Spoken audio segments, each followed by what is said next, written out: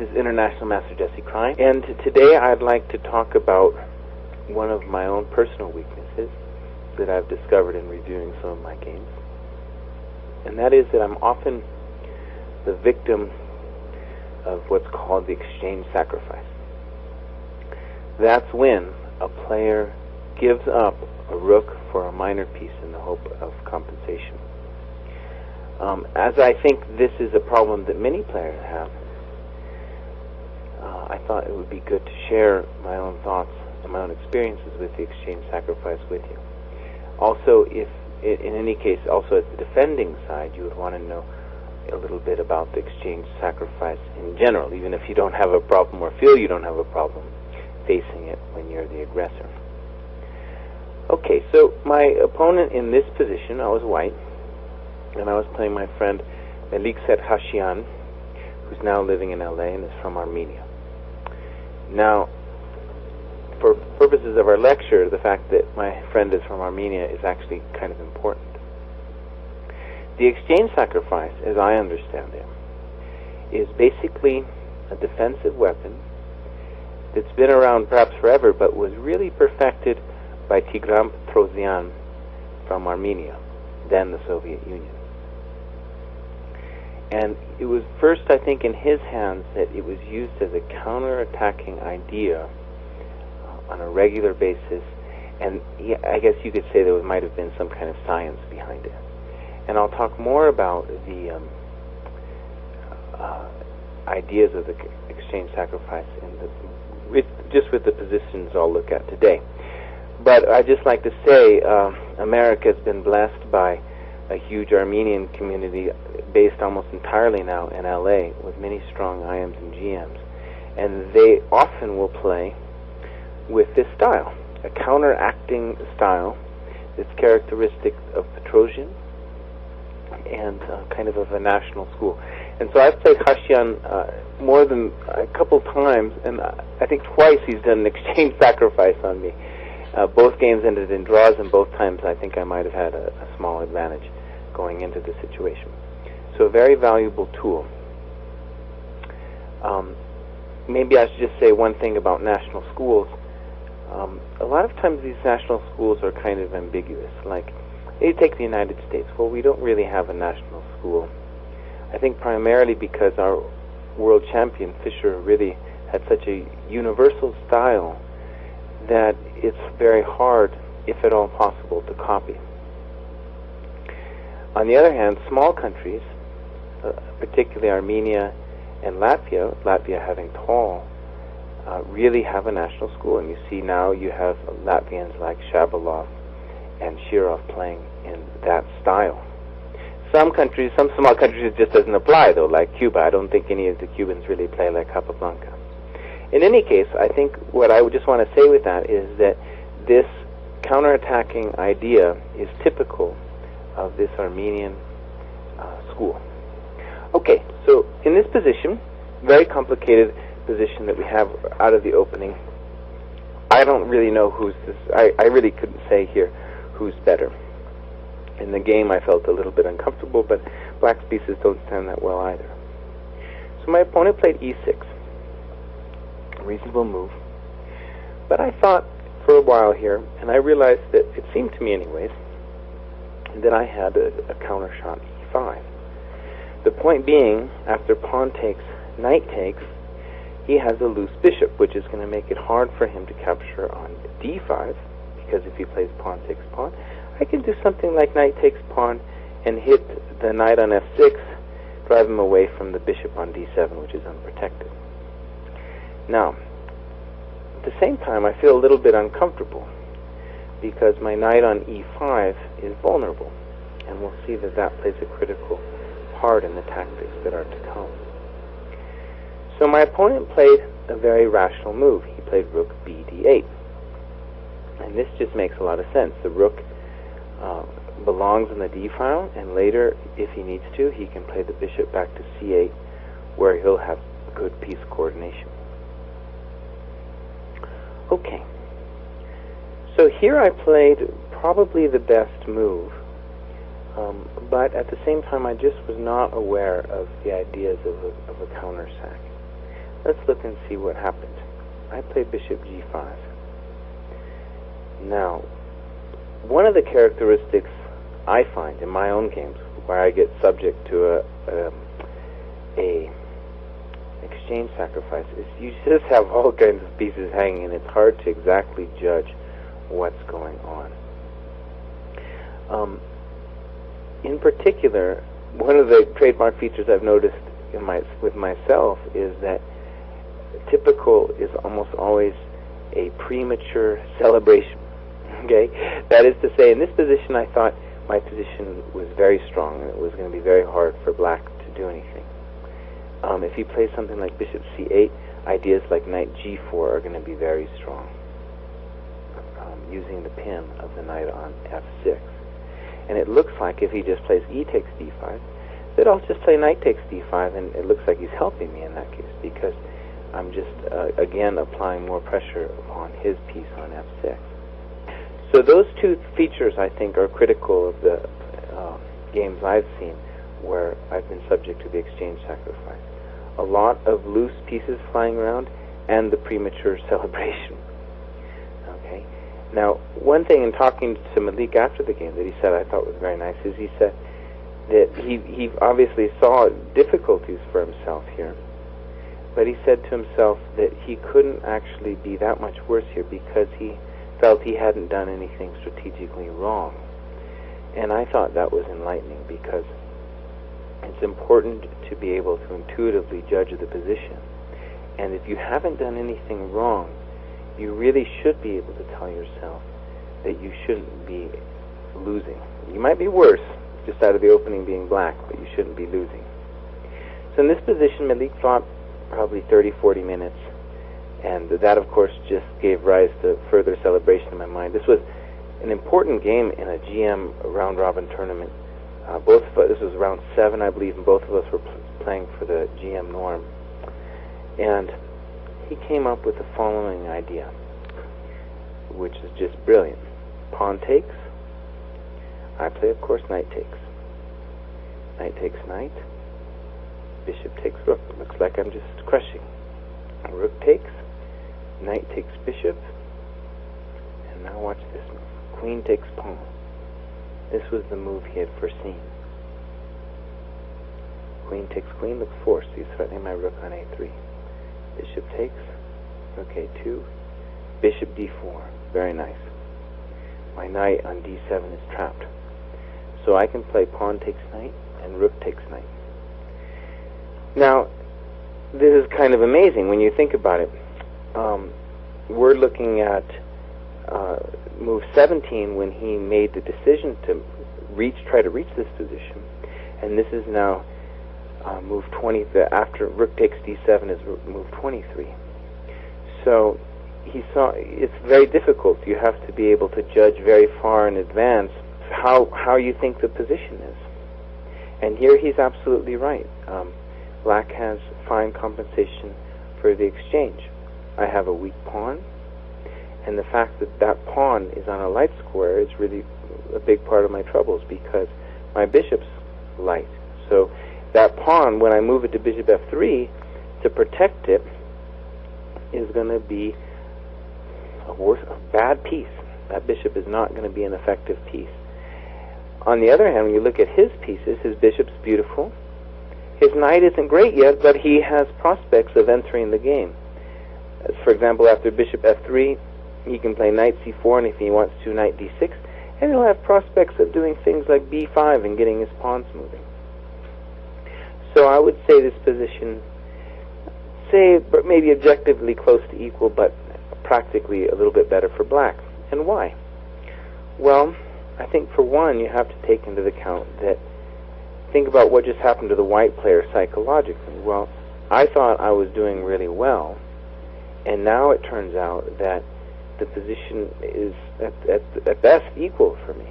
I've already celebrated, right? It's in a difficult tournament, and I had a premature celebration, which, like I said, I think is typical of these exchange sacrifice situations.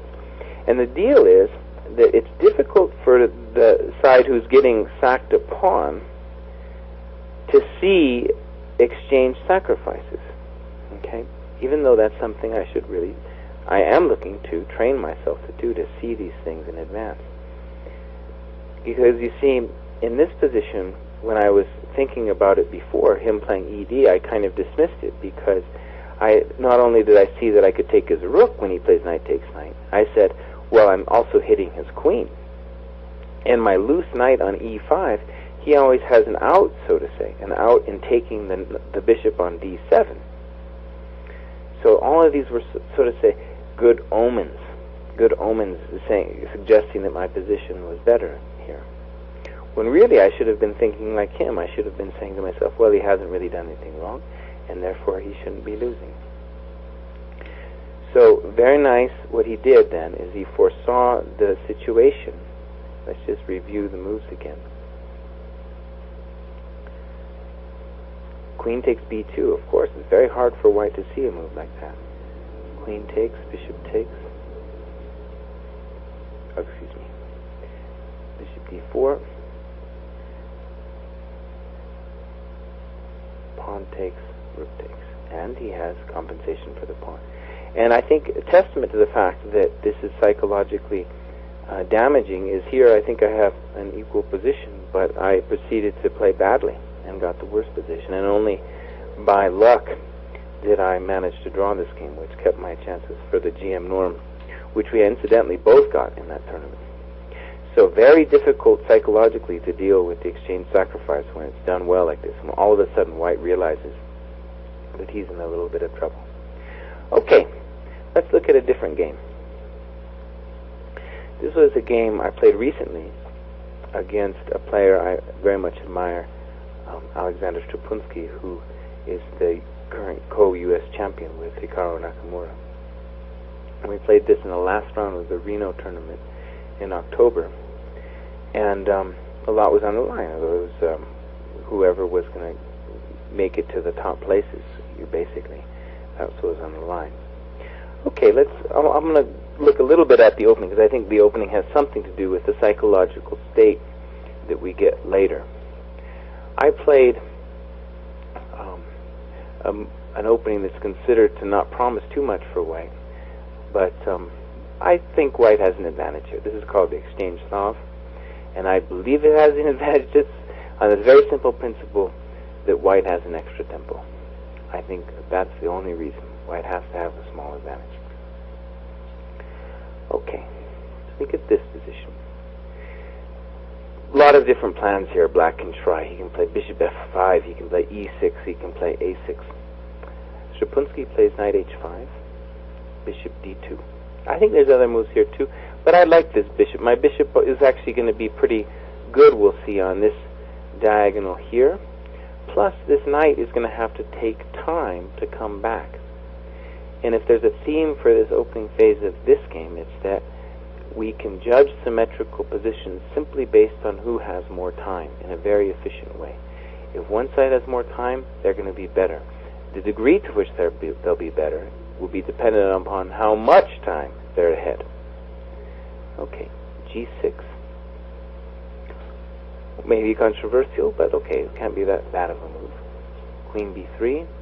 I'm hitting the pawn. So he plays e6, which I was happy to see. Now his bishop on c8 is a problem, and I'll have to do something about it. e3, bishop g7, bishop e2, castles, castles. Okay, so maybe we could just make a quick summary here. White has a small advantage. The knight, basically like a knight owes me. He owes me some time to get back into the game.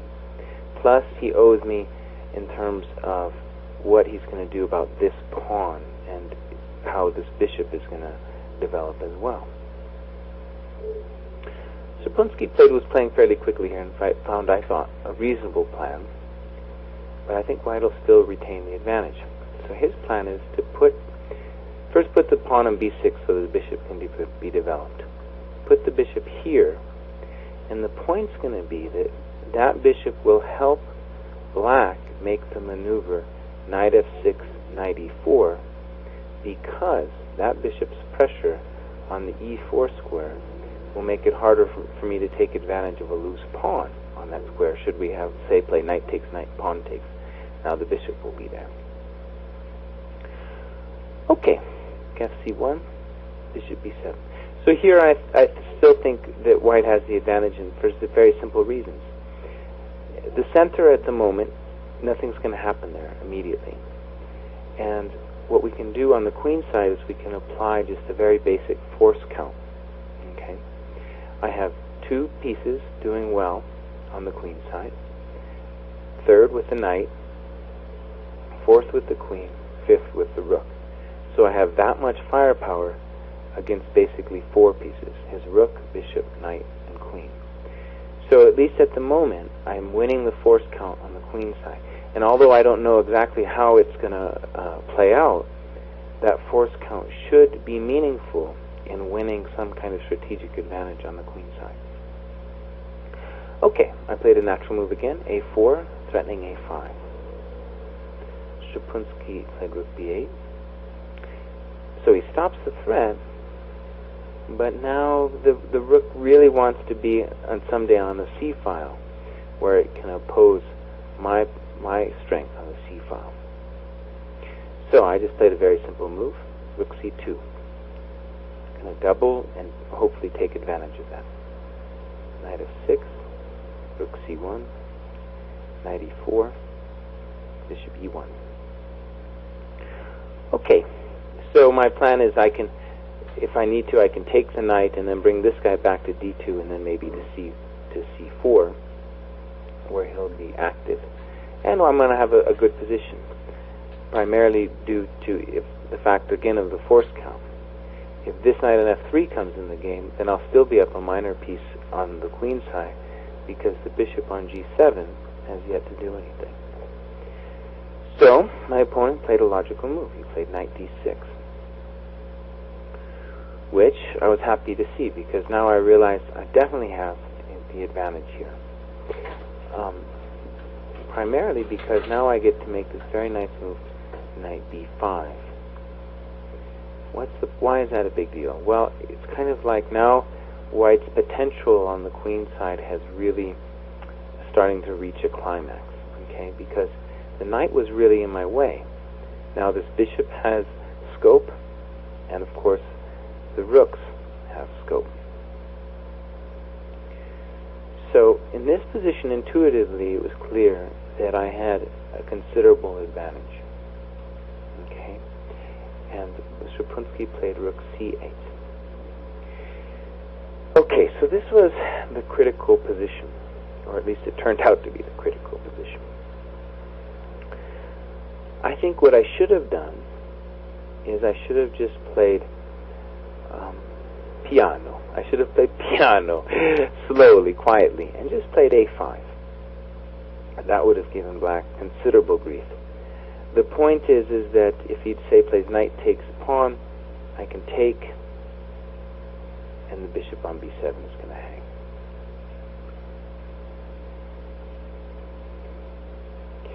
And if he doesn't react, I have a very simple threat of knight takes knight and pawn takes pawn. And if I win that pawn, it's not only that I'm going to be able to win a pawn in itself, but I will have broken through and created a bunch of entry points on the queen side. So a5, a very simple move, which I think would have helped me anyway, you know, at least stay with my advantage, keep my advantage. As it was, I made a very instructive mistake. I played knight e5, introducing big complications. So the point is this. My idea is that if he plays knight takes knight, I'll play knight takes d6, and if queen d6, I can play bishop b4, where it looks like I'm picking up the exchange. Also, if he is forced to move his knight on c6, then of course this pawn on a7 is going to fall. Also, let's see, if bishop takes knight, first I would have grabbed his bishop, which is a good thing. But there's a problem here as well. I think simply just knight takes knight, and then again bishop b4. So that doesn't work. So Strapunski, who's really a fantastic player, one of our nation's best, thought for a long time here. He hadn't spent much time up till here, I think because he felt he was playing natural moves.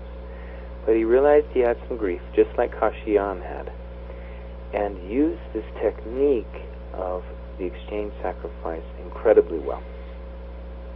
He played knight takes knight anyway. Okay. I played knight takes knight. He played queen takes.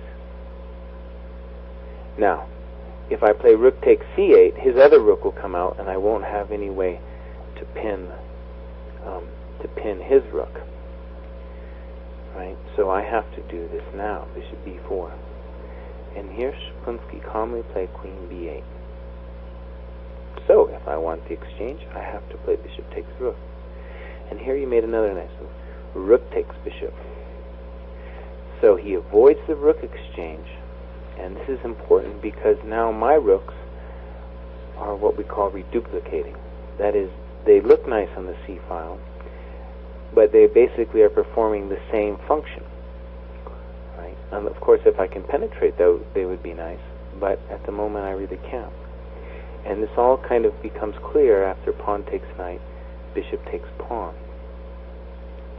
And here I realized that I had blown it. That again, the exchange sacrifice was victorious. Very hard position to foresee, but it really had all the characteristics of the Kashian game, which were pieces flying everywhere, and again the premature celebration. That is, I thought I was doing well, but the pieces were still too loose to really figure it out, and I thought I was doing well, but hadn't really seen things all the way to the end. Here black has just a beautiful position.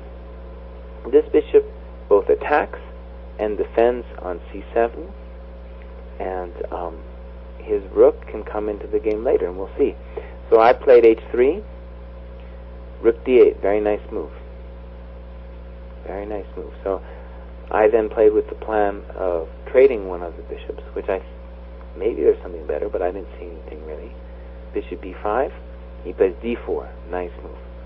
Pawn takes, bishop takes. Bishop c6, bishop takes, rook takes. Queen f4. If anything, he's better. Okay, and that's again the psychological shock. I was thankfully able to find a way out of this mess, but again, the characteristics are the same as the Kashian game. In the game, it went like this: queen here takes, rook c8,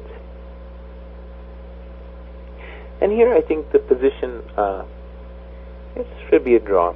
But clearly, if he wants to play for the win, he can, because I can't really do anything against him. He can put his pawns on a5 and put the bishop somewhere on the dark squares. As it was, the game progressed, and on move 39, Strapunski made a characteristically un-Russian mistake, which was to change the structure of the position in time control, before the time control, and overlooked a tactic. I then had a nice position, definitely winning, and I blew it, and it was a draw. So that was a painful thing. But I thought the most instructive part of the game was precisely this part with the exchange sacrifice. It's a very important defensive tool, the exchange sacrifice, because it's very hard to anticipate. What your opponent will think is that he has everything under control, right? Because what is he doing? He's eliminating certain moves, and when he sees that an exchange goes, he eliminates that move from his consideration, okay? When in fact it might be a very good move, and so it's a very hard move to anticipate.